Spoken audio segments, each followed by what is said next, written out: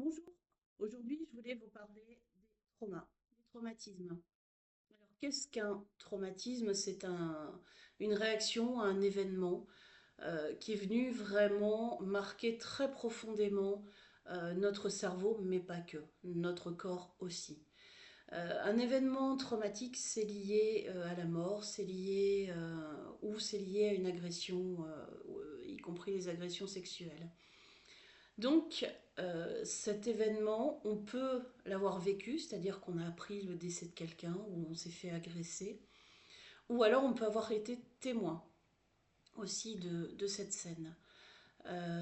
C'est tout aussi marquant. Et c'est pour ça que parfois on a des enfants qui peuvent être traumatisés par quelque chose qu'ils ont vu à la télé, qui n'était pas forcément de leur âge ou voilà, ne serait-ce que les infos, parfois ça devrait franchement être interdit aux mineurs parce qu'il y a des informations qui sont quand même assez violentes. Alors comme type d'événement marquant, bah, on a forcément le décès, donc je vous en parlais. Apprendre le décès de quelqu'un ou entendre le décès de quelqu'un, ça peut être traumatisant, ça peut être confronté aussi à sa propre mort, se dire bah voilà, là j'ai failli mourir, j'ai failli y rester, j'ai eu un accident, j'ai cru que c'était terminé. Ça peut être une catastrophe naturelle qu'on a vécue, qu'on a vue à la télé ou qu'on voilà, auxquelles des proches ont été confrontés. Ça peut être des attentats aussi. Bien évidemment, hein, on pense aux victimes du Bataclan par exemple qui ont vécu un traumatisme, soit eux-mêmes ont été blessés, soit ils ont vu des gens mourir sous leurs yeux. Forcément la guerre, bien évidemment. Et puis on a les agressions physiques, les agressions sexuelles qui font partie aussi des événements considérés comme pouvant générer donc un trauma. On développe dans certains cas du coup un trouble de stress post-traumatique où généralement la personne va avoir des flashs. Donc parfois, quand on commence à en rêver la nuit, quand on commence à avoir des images qui reviennent comme ça, on se dit parfois, bah non, c'est pas grave, ce qui m'est arrivé, il s'est presque rien passé. Mais si on a des flashs, si on a des comportements qui reviennent comme ça, des bribes, c'est qu'il y a quand même eu un trauma, qu'il y a quand même eu un événement qui a marqué plus que peut-être on ne pouvait l'imaginer.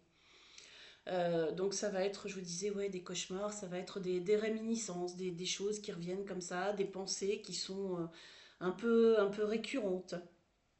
On peut revivre aussi l'événement à cause d'un bruit. Je vous parlais tout à l'heure du Bataclan. Je pense que si il y a un bruit assez brutal d'une porte qui claque ou quelque chose comme ça peut refaire vivre aux personnes euh, une, une angoisse très forte liée à ce trauma. Ça peut être une odeur, ça peut être une musique, ça peut être un son, ça peut être une image, ça peut être un lieu aussi. Donc il y a beaucoup de choses qui peuvent nous faire revivre l'événement et où on sent que le corps réagit tout de suite. Comme réaction face à dans le cadre d'un stress post-traumatique, donc un TSPT, on va se retrouver aussi dans des situations d'évitement. C'est-à-dire que si j'ai eu un accident, je vais plus reprendre bah, la voiture ou je vais plus repasser sur la route sur laquelle j'ai eu ou j'ai vu un accident. Je vais pas repasser devant la maison de quelqu'un qui est décédé. Je vais pas. Je vais tout faire pour éviter une situation qui peut me remettre dans ce souvenir qui est trop douloureux. Donc ça, ce sont des choses qu'on peut faire physiquement. Au niveau de, cette, de cette distance et de cet évitement qu'on peut mettre en place, il y a aussi l'évitement émotionnel. Alors parfois, le cerveau va déclencher une amnésie qui sera soit totale de l'événement, soit partielle. Qu'est-ce que ça va être encore? Ça va être le détachement par rapport aux personnes. Je veux plus croiser des personnes qui étaient amies avec la personne qui est décédée. où j'étais en soirée, je me suis fait agresser, bah, je veux plus voir les amis qui étaient avec moi ce jour-là. Parce que les revoir, ça me ramène systématiquement au trauma. Euh, je peux avoir aussi de la perte d'intérêt pour des choses qui me plaisaient avant, mais qui me rappellent trop ce que j'ai vécu. Et du coup, c'est extrêmement compliqué pour moi de les faire. La troisième chose qui peut nous faire penser qu'il y a quand même un problème, qui a un TSPT, c'est l'hypervigilance. C'est-à-dire qu'on est toujours en train de tout surveiller, de tout contrôler. On va se mettre en tension, dans une tension extrême, parfois au point de vivre des angoisses dès qu'on veut mettre le nez dehors. Parce qu'il y a quelque chose de violent qui a été vécu et que de ne pas être dans cette hypervigilance, j'ai le sentiment d'être en danger.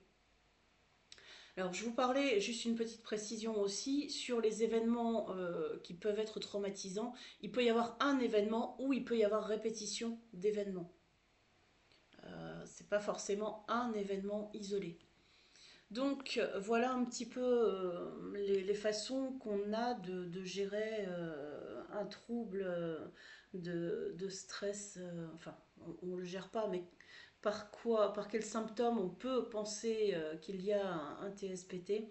Ce sont ceux-là, donc les réminiscences qui peuvent être liées euh, au trauma, à l'événement traumatique, aux événements traumatiques, l'évitement et l'hypervigilance.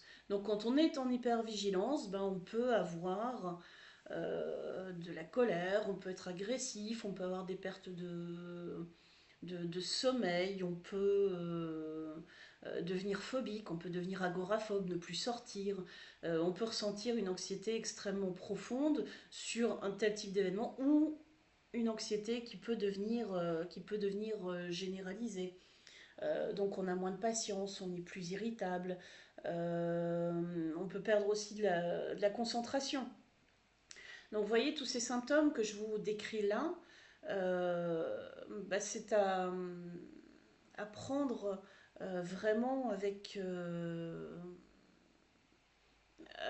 un intérêt premier parce que de prime abord, on pourrait penser que les symptômes, ben voilà, je suis agoraphobe, donc c'est tout, j'ose plus sortir, mais on ne pense pas forcément que c'est lié à un trauma. On peut ressentir une anxiété, bah oui, je suis un petit peu anxieuse. Voilà, si on ne fait pas plus attention que ça, on peut passer à côté d'un trauma qui serait à l'origine de tout le reste. Donc ça peut être des problèmes de sommeil, ça peut être des problèmes d'addiction qui arrivent parce que c'est toujours mieux d'être alcoolisé ou défoncé plutôt que de continuer à avoir des cogitations, des réminiscences, des souvenirs. Euh, on peut aussi tomber en dépression parce qu'on perd de l'intérêt, il n'y a plus d'intérêt pour quoi que ce soit, on n'a plus envie de voir des gens, on n'a plus envie de se lever, on n'a plus envie de sortir. Tout ce qui nous faisait sens avant devient complètement vide. Euh, donc on peut développer des tocs aussi. Donc c'est vraiment important de, voilà, de se dire à un moment donné, bah tiens, il y a telle ou telle chose, peut-être qu'il y a un trauma qui est à l'origine de tout ça. Ou peut-être pas, hein, mais en tout cas, voilà, ce sont les spécialistes, les professionnels qui pourront détecter à quoi est lié le symptôme. Juste aussi pour vous dire que votre corps se souvient des événements. Donc on parlait tout à l'heure d'amnésie totale par rapport à un événement, par rapport à un trauma. Par contre, le corps, lui, va garder ça en mémoire. L'inconscient aussi va le garder en mémoire, mais l'inconscient va vous protéger en disant stop, ça sort pas, c'est trop violent pour que ça remonte à la surface pour le moment.